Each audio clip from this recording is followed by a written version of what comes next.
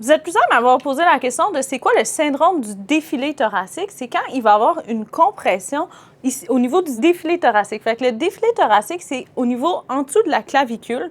On a la veine subclavière, l'artère subclavière et le plexus brachial qui passe en dessous de la clavicule et du muscle scalène.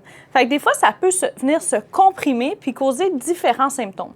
Fait que si c'est les artères ou la veine qui se comprime, ça va causer, par exemple, un froid au niveau du membre, le pouls qui va être moins grand. Des fois, ça peut aussi s'enfler. Quand c'est le nerf, ça va être plutôt des engourdissements puis une faiblesse. Puis, qu'est-ce qui peut causer ça? Ça va être différentes choses. Il y a des gens qui vont avoir une côte surnuméraire. Fait qu'au niveau de C7, normalement, il n'y a pas de côte qui part de là. Il peut y avoir une petite côte qui part puis qui vient justement favoriser la compression. Si c'est très symptomatique, il va y avoir une chirurgie qui va être faite pour enlever cette côte-là qui est surnuméraire. Chez d'autres personnes, ça va être un trauma, un accident ou une fracture de la clavicule, ça va être fréquent. Fait qu'avec la fracture, ça peut venir comprimer justement le défilé thoracique.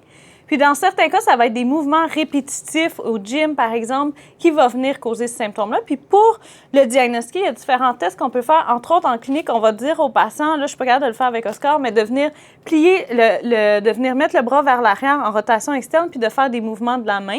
Ça va nous aider à voir si vous êtes symptomatique parce que ça va venir engourdir. Par contre, c'est pas très spécifique. Il y a beaucoup de faux positifs, donc beaucoup de gens qui vont faire ce mouvement-là puis ils vont avoir des engourdissements puis ils n'ont pas nécessairement le syndrome. Donc, une autre chose qu'on peut aller faire, on ne le fait pas tout le temps, c'est soit une échographie ou un IRM où on va voir justement si le nerf est comprimé ou les vaisseaux sanguins.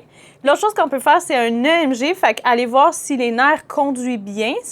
Pour ce qui est de ces syndromes-là, ça va être spécifiquement le plexus brachial qui va être atteint, donc environ de C5 à T1, T2, les nerfs qui sortent de cet endroit-là et qui vont passer en dessous de la clavicule.